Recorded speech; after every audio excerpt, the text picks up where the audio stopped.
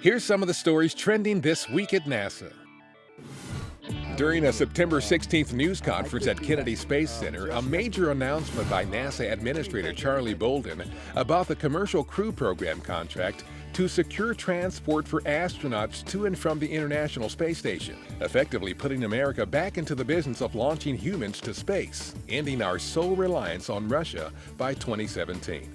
Boeing and SpaceX have each presented to us designs that will allow us to fly crews to the International Space Station in just a few years. Turning over low Earth orbit transportation to private industry will also allow NASA to focus on an even more ambitious mission, that of sending humans to Mars. Final pre-launch processing of the Boeing CST-100 and the SpaceX Crew Dragon spacecraft will take place at Florida's Kennedy Space Center, with launches of the vehicles happening at nearby Cape Canaveral Air Force Station. SpaceX CRS-4, the fourth SpaceX cargo mission to the ISS under NASA's Commercial Resupply Services contract, was previewed during a series of press briefings at Kennedy Space Center.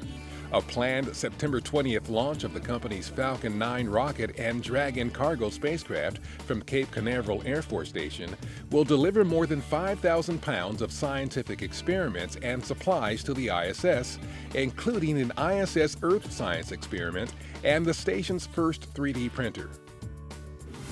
Astronaut Rick Mastracchio visited the headquarters of NASA commercial partner Orbital Sciences Corporation in Dulles, Virginia on September 15th.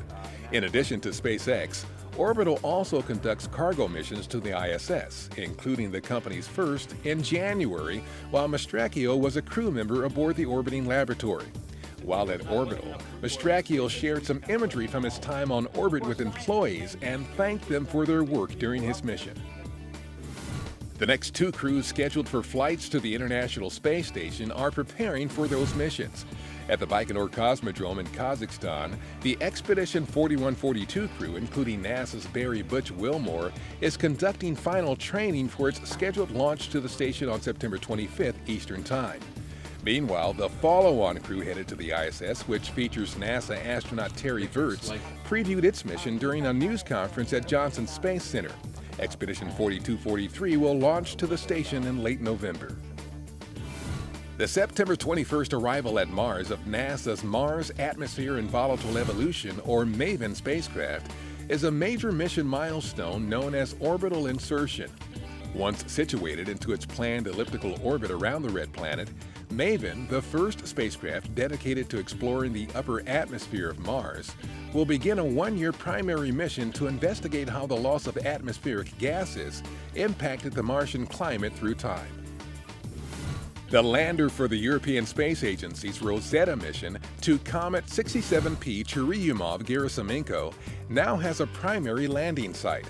The lander, named Philae, will target Site J, an intriguing region on the comet that offers unique scientific potential and minimum risk to the lander compared to the other candidate sites. Philae is scheduled to land on November 11th to begin scientific study of the comet's nucleus. The mission is spearheaded by the European Space Agency with support and instruments provided by NASA.